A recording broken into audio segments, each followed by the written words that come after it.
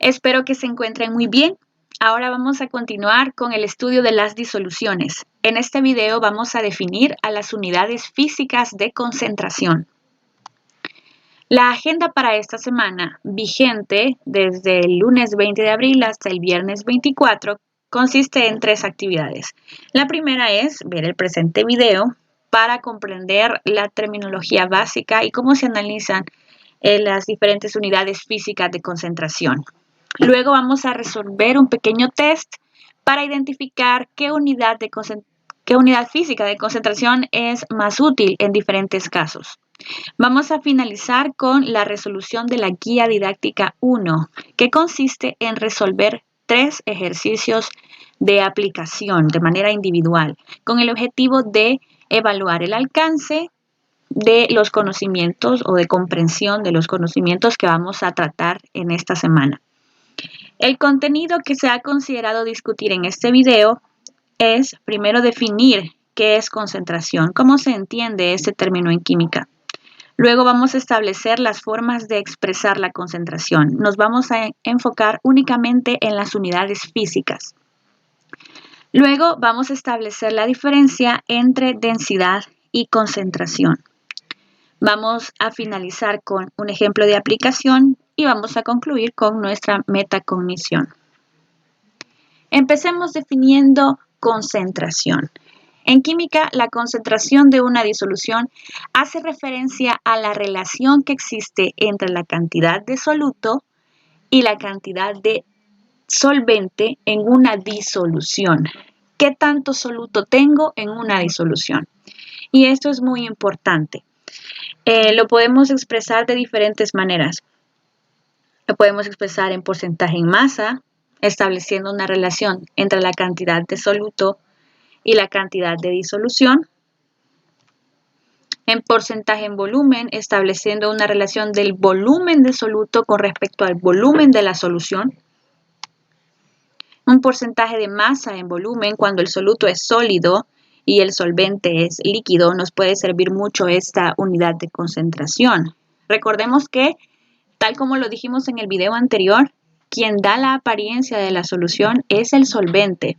Cuando el solvente es líquido, la solución será líquida. Entonces, en los casos en que los solutos son sólidos y los solventes son líquidos, es muy útil esta unidad de concentración. Algunos lo expresan solo como una relación en algunos textos. En otros libros se puede encontrar como un porcentaje.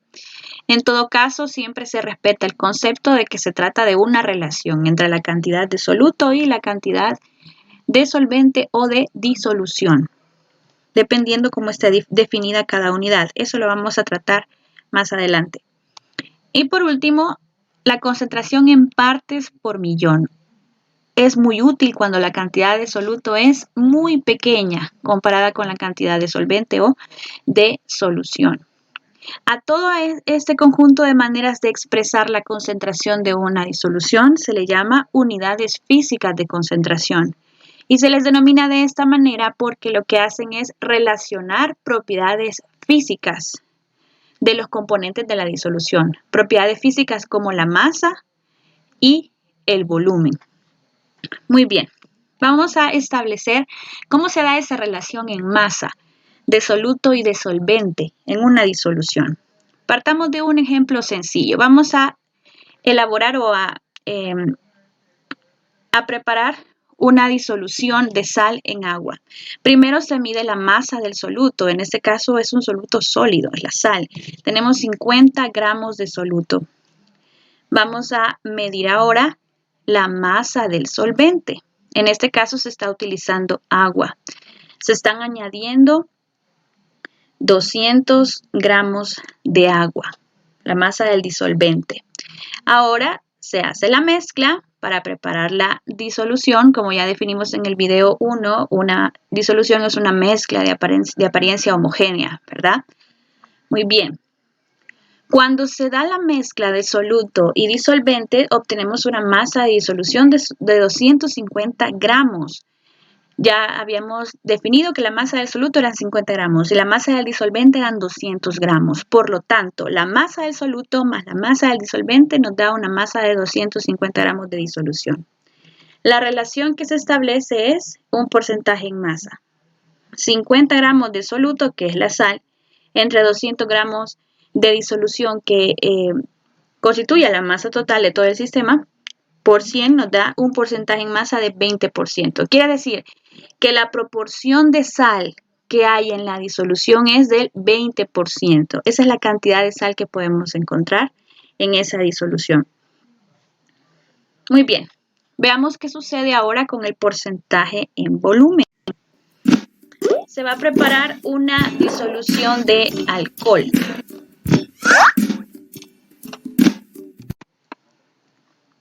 Vamos a medir con una probeta graduada, ya que es más precisa, 50 mililitros de alcohol.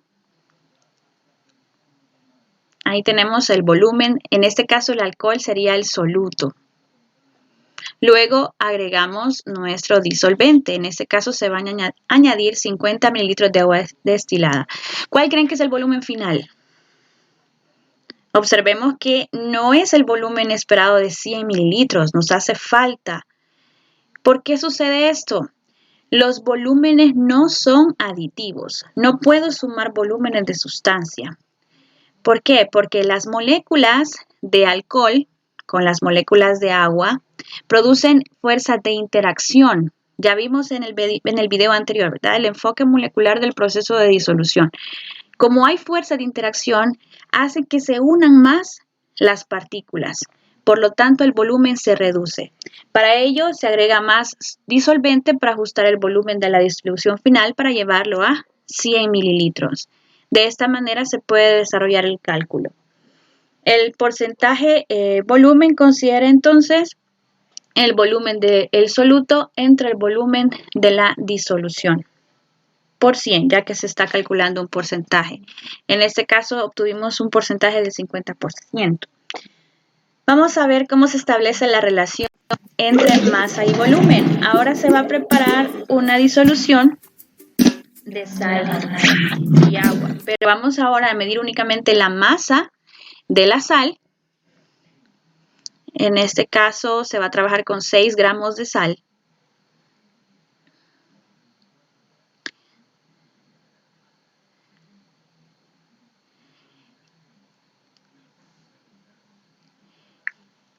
Luego se va a disolver ese soluto. El objetivo es tener un volumen de disolución final de 100 mililitros. Como un vaso de precipitado no es tan preciso como una probeta graduada, esta mezcla se traslada a una probeta para leer el volumen final de la disolución. Como podemos ver, el volumen final no es los 100 mililitros, siempre hay que ajustar el volumen. Relacionado a lo que hablábamos anteriormente, los volúmenes no se pueden sumar con masa debido a la fuerza de tracción molecular que existe entre las partículas que constituyen al soluto o al solvente.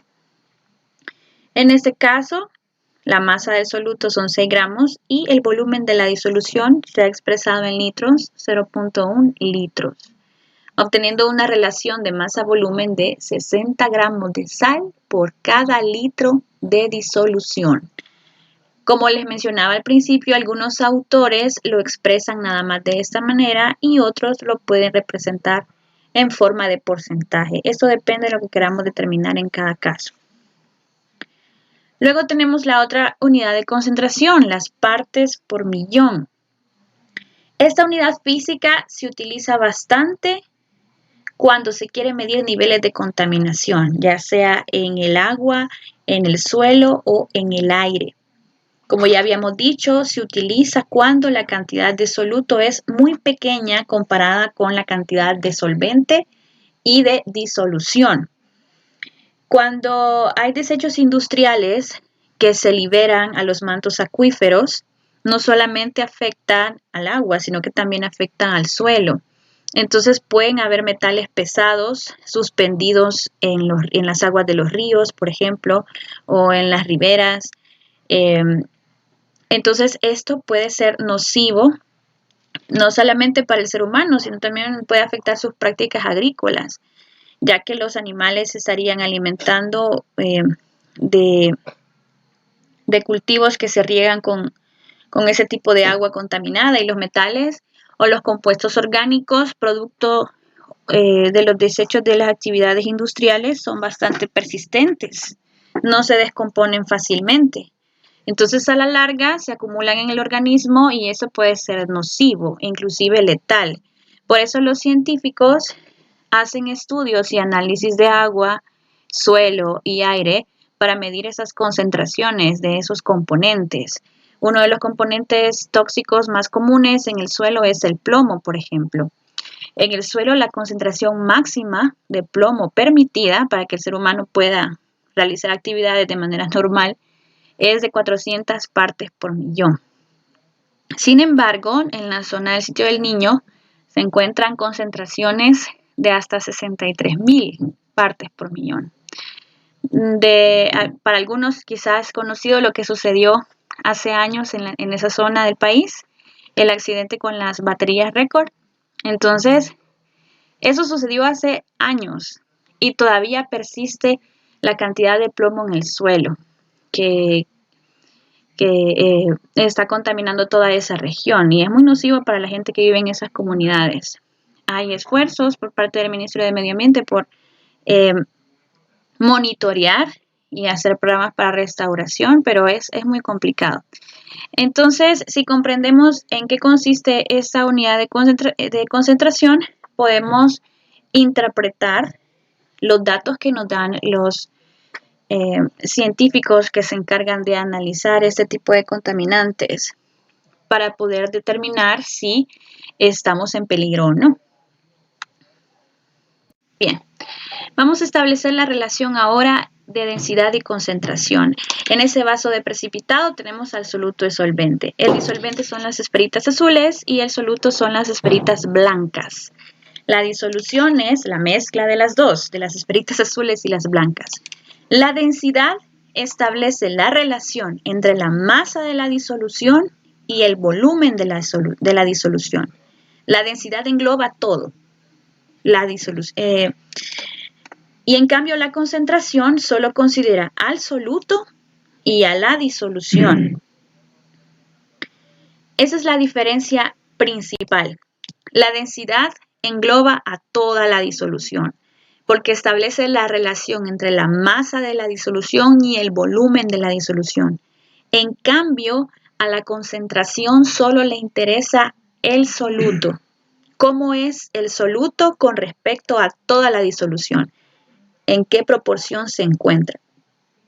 Como podemos ver, se calculan de la misma manera, masa entre volumen, pero para la densidad, la masa es la que corresponde a la disolución y para la concentración, esa masa corresponde únicamente al soluto. De esta manera no nos vamos a perder. No es lo mismo densidad que concentración. Muy bien. Para establecer el cálculo de estas unidades de concentración hay unas fórmulas, una serie de fórmulas que son bastante sencillas de aplicar. ¿Qué es lo que necesitamos para utilizar estas fórmulas? Identificar las propiedades físicas de soluto y de solvente. ¿Y cuáles son esas propiedades físicas? La masa y el volumen. Para poder usar estas fórmulas tenemos que tener bien claro quién es el soluto, quién es el solvente y quién va a hacer la disolución. Para eso usted tiene que poderlos definir para poder obviamente identificarlos. La primera unidad es el porcentaje peso-peso o porcentaje masa-masa. En diferentes textos lo utilizan de una o de otra forma, pero representan lo mismo. El porcentaje peso-peso o porcentaje masa-masa se puede expresar de dos maneras, considerando la masa del soluto y la masa de la solución, o la masa del solvente y la masa de la solución.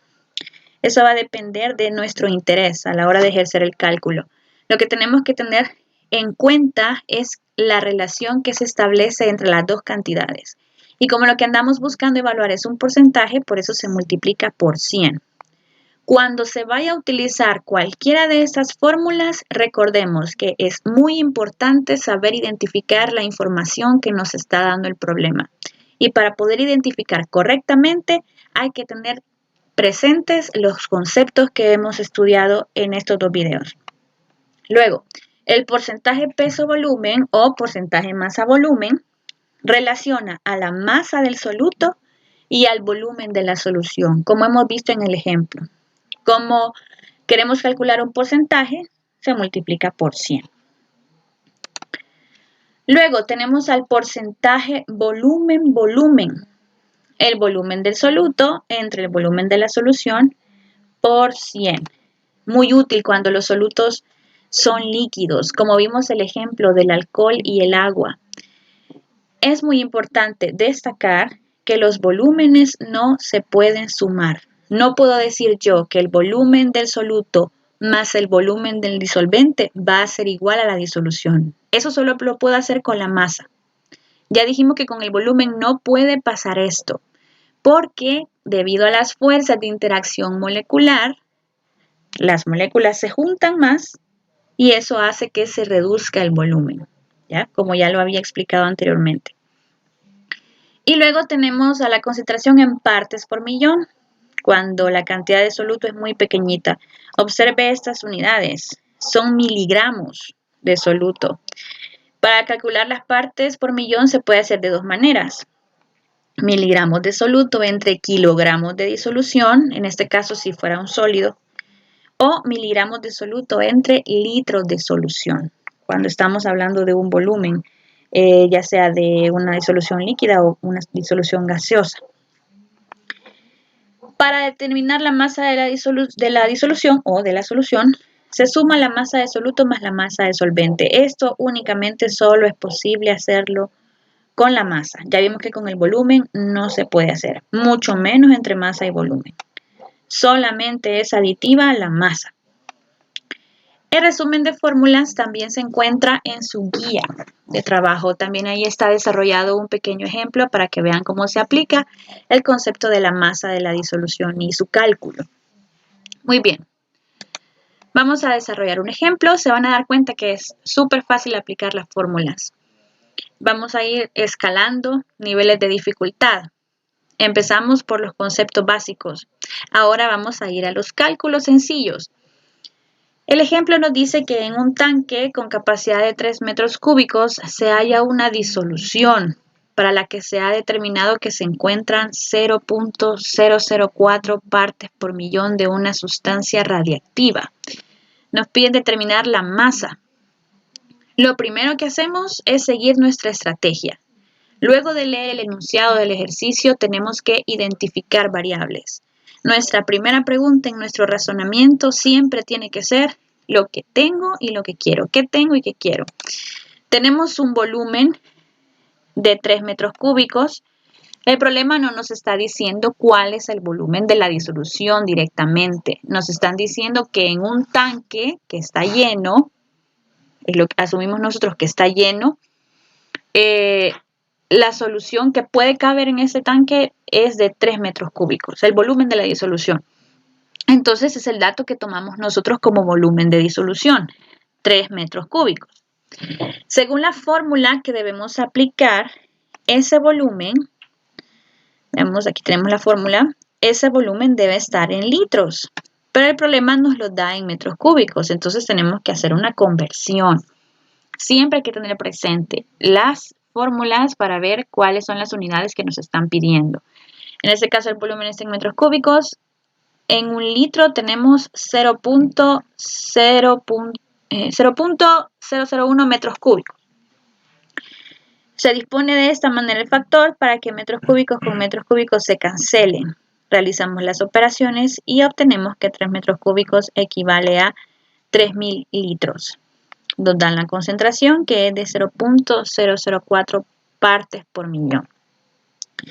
Como lo que nos dan es partes por millón, en nuestro planteamiento la fórmula que debemos escribir es la del cálculo de partes por millón. Para calcular las partes por millón debemos considerar los miligramos de soluto y los litros de disolución. Cuando usted plantea una fórmula, identifique cuáles son sus datos conocidos y cuál es su incógnita. El problema le está pidiendo la masa de la sustancia radiactiva, entonces su incógnita son los miligramos de soluto. Eso es lo que está buscando. ya tiene la concentración en partes por millón y ya tiene el volumen de la disolución. Como el volumen de la disolución está dividiendo, tiene que pasar a multiplicar de esta manera, quedándonos despejada la masa del soluto. Observemos, será equivalente a las partes por millón de la disolución por el volumen de la disolución en litros. Como esa información ya la tenemos, simplemente sustituimos. La concentración es de 0.004 partes por millón y el volumen es de 3 litros. Realizamos las operaciones y obtenemos que en ese tanque tenemos 12 miligramos de la sustancia radiactiva. Dependiendo de los niveles permitidos de ese tipo de sustancias, podemos decir si es un nivel seguro o si hay que dar un tratamiento para evitar contaminación o cualquier otro riesgo tóxico. Entonces, para eso nos sirven las unidades de concentración. En la tabla nutricional pueden encontrar, de algunos productos pueden encontrar estas unidades de concentración. Por ejemplo, en los jugos de naranja o en las bebidas alcohólicas, por ejemplo, dice 4.5%. ¿En qué estará ese porcentaje? ¿En masa? ¿En volumen? Eso es lo que tiene que definir.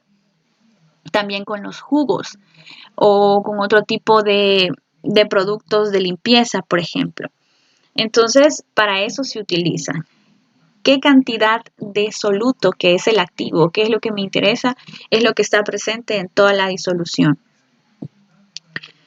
Muy bien, como se pueden dar cuenta, eso es bastante simple. Tiene gran aplicación, no solamente en las ciencias químicas, sino que también en nuestra vida cotidiana. Retomando lo que decía en el video 1, mientras mayor conocimiento tengamos de las cosas que suceden en nuestro entorno, más difícil es que nos manipulen. Así que hay que poner atención a lo que estamos estudiando y aplicarlo. Muy bien. La metacognición, nuestra reflexión personal para esta semana, es preguntarnos si podemos definir el concepto de concentración y expresar la manera de determinarla utilizando unidades físicas. Si somos capaces de definir qué es concentración, qué es soluto, qué es solvente, qué es masa y cuáles son las unidades. Si puedo definir todas las unidades de concentración, estoy listo y lista para hacer los ejercicios de la guía 3. Y la otra pregunta está relacionada con lo que hablábamos anteriormente. ¿En qué productos de mi uso común o de mi uso cotidiano puedo observar las unidades de concentración? Están en todas partes, solo hay que ser un poco observadores. Muy bien. Con esto concluiríamos entonces el contenido. Como se pueden dar cuenta, es bastante simple. Para algunos será ya conocido. Eso es un repaso. Son conceptos que necesitamos dominar bien. Antes de hacer los ejercicios, domine bien la teoría, porque eso nos permite analizar cada problema. Otra cosa muy importante, sea autónomo, entienda cada problema, no solo lo vaya a copiar, porque eso es lo más fácil. Es tan fácil darse cuenta cuando han copiado, por ejemplo, en la guía de la prueba objetiva de química, todos tenían el mismo error en un ejercicio, en el ejercicio 7. Y es tan fácil darse cuenta cuando han copiado, pero no se sabe la fuente. Entonces todos replican el error. Así que evitemos eso. Hágalos usted mismo, porque lo que estamos viendo en esta semana nos va a servir para el resto del periodo 2. Muchos de sus compañeros que ahora están en la universidad les pueden comentar que todo lo que estudiaron conmigo en el año pasado les está sirviendo para comprender más fácilmente lo que están estudiando en sus carreras.